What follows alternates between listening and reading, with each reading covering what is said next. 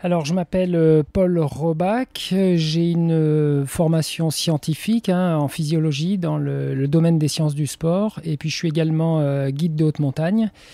Et donc, je suis établi à Chamonix depuis une trentaine d'années. Donc, j'ai un lien fort avec cet endroit. Et j'ai la chance de travailler à l'École nationale de ski et d'alpinisme, qui fait partie de l'École nationale des sports de montagne. Et effectivement, dans cette école, je suis responsable de la recherche biomédicale. On travaille sur les sports de montagne, la science et les sports de montagne. Et je suis également formateur pour les guides de haute montagne au département alpinisme de cette école. Justement, on quitte la gare de l'Aiguille du Midi. Ça tombe bien qu'on parle d'alpinisme. Vous êtes considéré comme alpiniste vous-même ou qu'est-ce que ça veut dire, cette titre, si on dit on est alpiniste? Oui, je suis alpiniste. Tous les guides sont des alpinistes. Tous les alpinistes ne sont pas des guides, mais voilà, je suis entre autres alpiniste. Et comment vous banalisez en quelques mots vos recherches biomédicales à l'ENSA concernant l'adaptation de l'organisme dans les conditions extrêmes alpines du coup? Ce qu'on fait comme recherche biomédicale à l'ENSA, donc c'est de la physiologie, c'est de la biologie, et on s'intéresse effectivement aux sports de montagne et plus particulièrement aux effets de l'altitude. Alors la soirée de demain soir, c'est axé sur le froid, mais c'est dans l'environnement de montagne et il y a aussi l'altitude et le manque d'oxygène. Et moi je travaille surtout sur cette question du manque d'oxygène et ce que ça induit sur le corps humain, avec trois grands axes. D'une part, on s'intéresse aux réponses des humains quand ils vont en altitude, que ce soit des gens qui vivent au niveau de la mer ou des populations d'altitude. On s'intéresse aussi à l'entraînement des sportifs en altitude pour la performance. Et enfin, il y a un volet qui s'intéresse aussi au dopage dans les sports de montagne. Voilà, donc il y a trois grands axes. On va discuter encore de ces axes et de la conférence La Grande Foi qui aura lieu demain à la IMC 2, juste après les infos nationales et internationales. Merci Paul. Merci.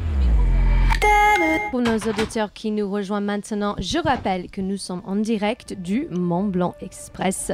Je vous rappelle que cette opération hors du commun est complètement dingue, vraiment est rendue possible grâce au soutien de nos partenaires, la région Auvergne-Rhône-Alpes, la communauté de communes de la vallée de Chamonix, SNCF Voyageurs et bien sûr toute l'équipe du Mont Blanc Express. J'accueille toujours Paul Robach, responsable de la recherche biomédicale à l'ENSA dans le cadre de la fête de la science. Juste avant les infos, nous avons parlé un peu d'alpinisme. Pour rappeler nous, c'est quoi votre lien avec le sujet? Votre parcours d'alpinisme, ça s'est commencé très tôt ou plutôt tard? Ça fait un moment que je pratique l'alpinisme. Je ne sais même plus à quand ça remonte, mais c'était avant mes 18 ans en tout cas. Ok, mais vous êtes de la région du coup? Moi je suis originaire de Grenoble, mais voilà, j'ai émigré à Chamonix il y a bientôt 30 ans, donc je suis un peu chamonniard, ouchard pour être exact. Moi aussi je suis immigrant ici, ouais. Ouais. Il y en a. Comme beaucoup de monde. C'est ça. Ok, parlons de votre travail avec ENSA. Comment votre équipe travaille-t-elle en collaboration avec les alpinistes, d'autres alpinistes, pour mieux comprendre les conditions? Pour travailler avec les alpinistes, on fait deux types de choses. Principalement, on fait des protocoles de recherche, donc on fait des études avec les alpinistes. Et j'ai deux exemples. On a fait par exemple récemment une étude avec la Fédération française des clubs alpins de montagne et l'équipe du groupe national de ces alpinistes. Et on les a testés. On a testé notamment leurs fonctions cognitives, on a testé leur endurance et des choses comme ça pour voir les déterminants de la performance chez ces alpinistes. On a aussi fait une expérience avec le groupe militaire de haute montagne, avec des alpinistes élites aussi. Voilà, donc le genre de lien, de collaboration qu'on a avec les alpinistes. Et puis après, il peut y avoir des cas individuels d'alpinistes de haut niveau qu'on va suivre, avec qui on va échanger. Et puis c'est pas à sens unique, on va aussi se nourrir du retour d'expérience de ces alpinistes de haut niveau qui nous enseignent plein de choses sur la science. Et dans ces recherches, vous retrouvez des écarts prominents entre masculin et féminin, ou peut-être plutôt des écarts entre nationalités ou d'où ils viennent par rapport à leur relation du mer, altitude d'habitude?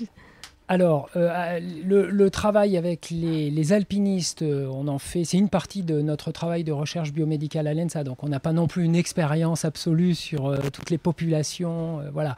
Et puis, concernant les femmes, il y a peu d'alpinistes féminines, même si dans les études qu'on a pu faire, il y a aussi des filles donc, qui ont été testées, mais bon, la proportion est très très déséquilibrée entre les filles et les garçons pour la pratique de l'alpinisme. Existe-t-il des innovations médicales ou des technologies spécifiques qui peuvent aider les alpinistes à faire face aux défis d'altitude et du froid? Alors oui, des innovations médicales, il y en a. Il y a des médicaments qui permettent de combattre notamment les maladies liées à l'altitude. Donc ça, c'est des innovations. Et peut-être, j'en citerai une, c'est un médicament qui est ancien déjà, qui s'appelle le Diamox, qui à la base est utilisé pour l'ophtalmologie, mais qui permet de combattre le mal aigu des montagnes. Et ça, je pense que ça rend service à certains alpinistes parce qu'ils sont moins malades, même si au niveau éthique, on peut se poser des questions parce que c'est un médicament qui est interdit dans le sport compétitif. Donc voilà, ça peut être quelque chose qu'il faut utiliser avec précaution, mais n'empêche que c'est reconnu comme une innovation médicale. Et puis concernant le froid dans la montagne, il y a des innovations technologiques. Je pense par exemple à toutes les accessoires chauffants qui permettent aujourd'hui de combattre les gelures ou des choses comme ça.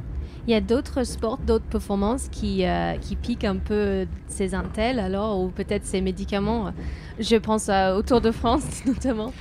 Bon, là, je ne m'avancerai pas là-dessus. Après, le Diamox pour le Tour de France, je ne suis pas sûr que ça ait une quelconque utilité. C'est vraiment quelque chose qui est utile pour diminuer les symptômes du mal des montagnes, qui est quand même quelque chose de très embêtant et qui peut être invalidant quand on fait de la montagne. Donc, ça peut aussi avoir une répercussion sur la sécurité si on est trop malade. Quels sont les projets de recherche futurs prévus à l'ENSA pour approfondir toute cette compréhension, tous ces phénomènes? Alors bon, des projets, il y en a tout plein. Je ne vais pas tous les décrire, mais actuellement, on travaille sur la moyenne altitude pour entraîner les sportifs. Et ça, c'est dans le cadre de l'accompagnement scientifique des équipes de France pour les Jeux Olympiques de Paris 2024. Donc, ce n'est pas la haute montagne, mais c'est quand même l'altitude. S'entraîner en altitude pour mieux performer.